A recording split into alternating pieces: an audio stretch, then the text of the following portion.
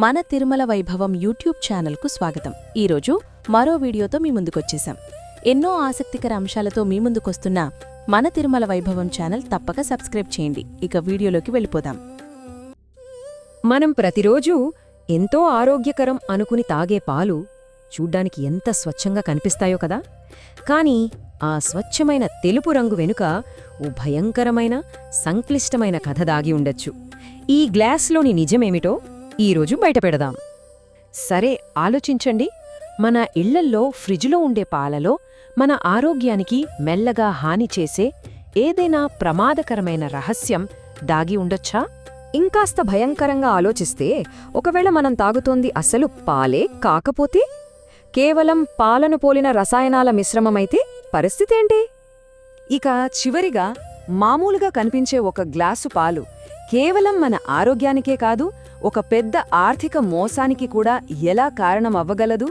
ఈ ప్రశ్నల వెనుక ఉన్న అసలు నిజాన్ని ఈరోజు మనం ఛేదిద్దాం. సరే, ముందుగా ఈ మోసం స్వరూపం ఎలా ఉంటుందో చూద్దాం. అసలు పాలను కల్తీ చేయడానికి వాళ్ళు వాడే పద్ధతుల గురించి తెలిస్తే నిజంగా షాక్ అవుతారు. పాల కల్తీలోనే అత్యంత దారుణమైనది, ప్రమాదకరమైనది ఈ సింథటిక్ పాలు. ఇది అసలు పాలే కాదు. కూరగాయల నూనె, యూరియా, డిటర్జెంట్లు, ఇంకా కాస్టిక్ సోడా ఇలాంటి వాటన్నిటినీ నీళ్లల్లో కలిపి అచ్చం పాలులాగే కనిపించేలా తయారు చేసే ఒక నకిలీ ద్రవమన్నమాట. ఇక్కడ ఈ లిస్టు చూడండి. యూరియా, కాస్టిక్ సోడా, డిటర్జెంట్లు ఇవన్నీ ఎక్కడ వాడాలి? ఫ్యాక్టరీలలో, లాండ్రీలలో వాడాల్సినవి. కాని కొంతమంది కేవలం వాళ్ల లాభాల కోసం వీటన్నిటినీ నేరుగా మనం తాగే పాలలో కలిపేస్తున్నారు. ఎంత దారుణం కదా! ఇక్కడ మోసగాళ్ల తెలివితేటలు చూడండి. ఇది కేవలం పాలలో నీళ్లు కలపడం లాంటి సింపుల్ విషయం కాదు. ప్రతి కల్తీ పదార్థానికి ఒక పక్కా ప్రణాళిక ఉంది. పాలలో నీళ్లు కలిపితే పల్చగా అవుతుందని, అందులో చిక్కదనం కోసం స్టార్చ్ కలుపుతారు. ప్రోటీన్ శాతం తగ్గకూడదని చెప్పి యూరియా, ఎక్కువ రోజులు నిల్వ ఉండటానికి ప్రిజర్వేటివ్సు. అంటే ఇది క్వాలిటీ టెస్టులను సైతం మోసం చేసే ఒక ఆర్గనైజ్డ్ క్రైమ్. ఈ మోసం ఎలా చేస్తారో చూశాం కదా. ఇప్పుడు దీనివల్ల మన ఆరోగ్యంపైన, మన ఆర్థిక వ్యవస్థపైన ఎలాంటి తీవ్రమైన ప్రభావాలు పడతాయో ఒకసారి చూద్దాం. పాల కల్తీ అనేది ఈరోజు కొత్తగా వచ్చిన సమస్యేం కాదు. దీనికో విషాదకరమైన చరిత్రే ఉంది. ఆలోచించండి, 1850లలో న్యూయార్క్లో కల్తీ పాల వల్ల ఏకంగా 8,000 మంది పసిపిల్లలు చనిపోయారు. ఇక మనలో చాలామందికి గుర్తుండే ఉంటుంది 2008లో చైనాలో జరిగిన మెలమైన్ కుంభకోణం. దీనివల్ల ఎంతోమంది తీవ్ర అనారోగ్యం పాలయ్యారు. మెలమైన్ ఎంత ప్రమాదకరమో ఈ ఒక్క మాట చాలు చెప్పడానికే. అది మన శరీరంలోకి వెళ్ళాక కిడ్నీలను దారుణంగా దెబ్బతీస్తుంది. ముఖ్యంగా పసిపిల్లల ప్రాణాలకే ముప్పుగా మారుతుంది. చూడండి, ఈ రసాయనాల వల్ల కలిగే నష్టం వెంటనే కనిపించకపోవచ్చు, కానీ లాంగ్ టర్మ్లో మాత్రం చాలా తీవ్రంగా ఉంటుంది. డిటర్జెంట్లు మన జీర్ణ వ్యవస్థను పాడుచేస్తాయి. యూరియా అయితే మన గుండె, కాలేయం, కిడ్నీలను మెల్లమెల్లగా విషపూరితం చేస్తుంది. ఇక కాస్టిక్ సోడా లాంటివి ఎదుగుతున్న పిల్లల శరీరానికి అందాల్సిన పోషకాలను అందకుండా చేస్తాయి. ఇది కేవలం ఆరోగ్య సమస్య మాత్రమే కాదు, ఇది ఒక ఆర్థిక మోసం కూడా.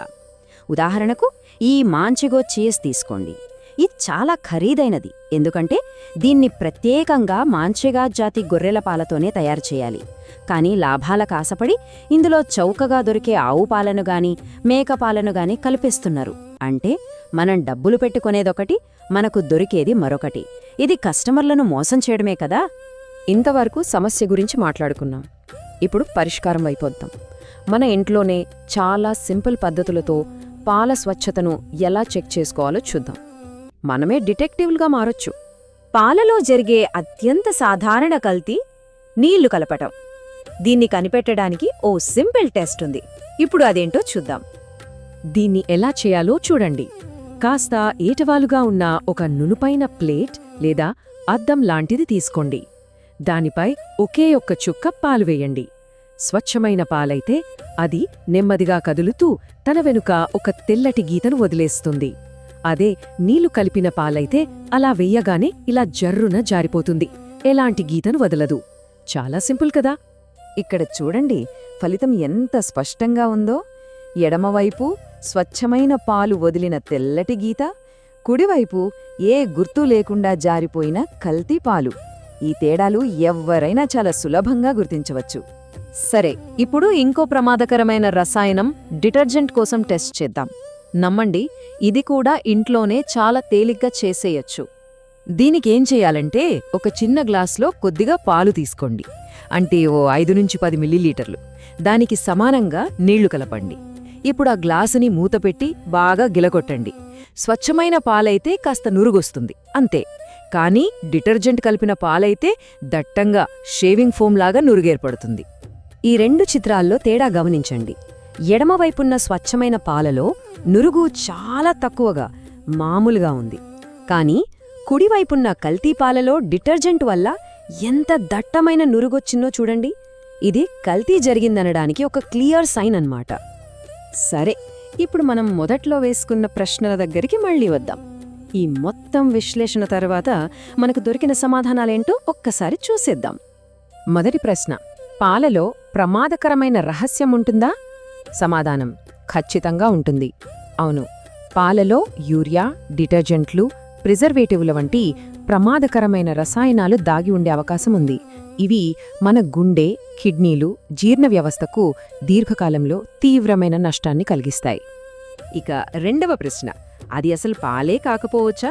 సమాధానం అవును, ఆ అవకాశం కూడా ఉంది. కొన్నిసార్లు మనం తాగుతున్నది అసలు పాలు కాకపోవచ్చు. అది కేవలం రసాయనాలు, నూనెలతో తయారు చేసిన సింథెటిక్ పాలు అనే ఒక నకిలీ ద్రవం అయి ఉండొచ్చు. చివరిగా మూడో ప్రశ్న, పాలు ఆర్థిక మోసానికి ఎలా వాహనంగా మారతాయి? పీడియో చీజుల లాంటి ఖరీదైన ప్రత్యేకమైన ఉత్పత్తులలో ఖరీదైన గొర్రె పాలకు బదులుగా చౌకైన ఆవు పాలను కలిపినప్పుడు అది వినియోగదారులను మోసం చేసే ఒక పెద్ద ఆర్థిక నేరంగా మారుతుంది. చూశారుగా, ఇప్పుడు పాలలో జరిగే మోసాన్ని ఎలా కనిపెట్టాలో మనకు తెలిసింది. మరి ఒక్క క్షణం ఆలోచించండి. మన వంటగదిలో మనం రోజు వాడే ఇతర సాధారణ ఆహార పదార్థాల వెనుక కూడా ఇలాంటి సంక్లిష్టమైన, ప్రమాదకరమైన రహస్యాలు ఇంకెన్ని దాగి ఉన్నాయో. చూశారు కదా, ఒక మంచి వీడియో. ఇలాంటి మరిన్ని మంచి వీడియోల కోసం మన తిరుమల వైభవం ఛానల్ తప్పక సబ్స్క్రైబ్ చేయండి. మరియు ఈ వీడియో కూడా లైక్ మరియు షేర్ చేయండి.